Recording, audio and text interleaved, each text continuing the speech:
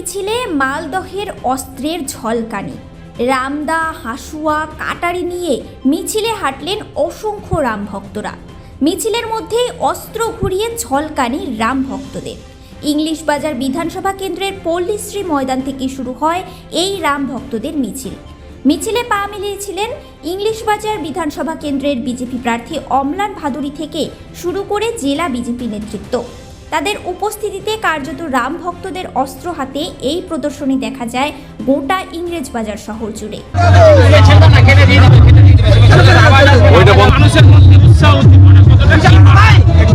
রামনবমীতে প্রতি বছরের থেকে এবারও অনেক বেশি উৎসাহ আমরা দেখতে পাচ্ছি। প্রচুর যুবক ছেলে, সাধারণ মানুষ আমাদের মিছিলে যোগদান করেছে এবং রামনবমী উদযাপন করছে। প্রার্থী আপনি এই মিছিলে, এটা কি জনসংযোগ হবে? প্রতি বছর দেখা যায়। শুনুন, আমি প্রার্থী হিসাবে আসি না, আমি প্রতি বছরই প্রার্থী থাকলেও থাকি, না থাকলেও রামনবমীর মিছিলে থাকি। এটা আমার ধর্মের ব্যাপার, আমার হিন্দুত্বের ব্যাপার, আমার নিজের সমাজের ব্যাপার। আমি এটাতে এমনিই থাকি, প্রার্থী হই না হয়। প্রার্থী হয়েছি, এবার পার্টি প্রার্থী করেছে, আমি আছি, এবারও আছি। দাদা বলছিলাম, মিছিলে অনেককে দেখলাম অস্ত্র হাতে।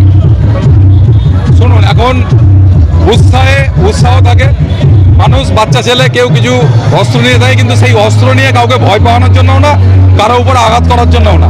এটা আমাদের দেবতাদের হাতে অস্ত্র থাকে, সেই অস্ত্র এদের হাতে আছে।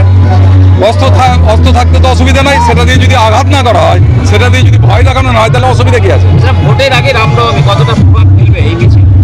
ভোটের আগে না, সারা পশ্চিমবঙ্গের পরিবেশ হিন্দুত্বে জাগরিত হয়ে আছে। মানুষ চাইছে যে এখানে হিন্দুত্বের স্ফুরণ ঘটুক। আর যেইভাবে তৃণমূল হিন্দুত্বের উপরে যেভাবে প্রেসার ক্রিয়েট করেছে, আজকে পশ্চিমবাংলাকে এমন অবস্থা করেছে, ভারতবর্ষকে তো আলাদা করে দিতে চাইছে। মনে হচ্ছে পশ্চিমবঙ্গ একটা আলাদা রাষ্ট্র।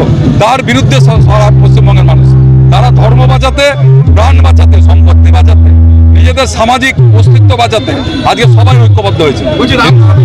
আপনার প্রচার আমার এমনি নমিনেশন দেরিতে হয়েছে, মানে ঘোষণা দেরি হয়েছে। স্বাভাবিকভাবেই আজকে আমি সুযোগ পেয়েছি মানুষের কাছে আসার, তো স্বাভাবিকভাবে আজকে আমার শুরু হচ্ছে।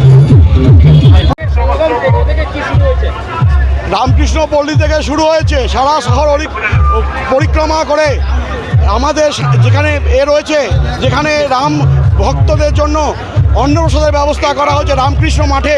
রামকৃষ্ণের যেখানে বিদ্যা মন্দির রয়েছে তার পার্শ্ববর্তী মাঠে। এবারের রেকর্ড, প্রত্যেকবারের রেকর্ডকে অতিক্রম করে গেছে। লাখো লাখো মানুষ পথে নেমেছে, সনাতনীরা একত্রিত হয়েছে রাম নামে, রামকুঞ্জতে। সারা শহরের সাথে সাথে সারা জেলা, সারা রাজ্য আজ রামময় হয়েছে, সনাতনী হয়েছে। আজকে লোকসংখ্যা আমাদের মধ্যে এখন যা তথ্য আছে 40,000 পার করে গেছে, এই সংখ্যা আরও বাড়ছে। দেখুন, আমাদের এরকম কোনো আগ্নেয়াস্ত্র নিয়ে আসার এও নেই, নির্দেশও নেই, আর এরকম কেউ নিয়েও আসেনি। বিক্ষিপ্তভাবে আবেগ ভরে যাদের আনা হয়েছে তাদেরকে অনুরোধ করা হচ্ছে সুনির্দিষ্ট জায়গায় জমা করছে। আমার নাম কাজল গোস্বামী। মালদা থেকে পরিতোষ সরকারের রিপোর্ট, কুলিক নিউজ।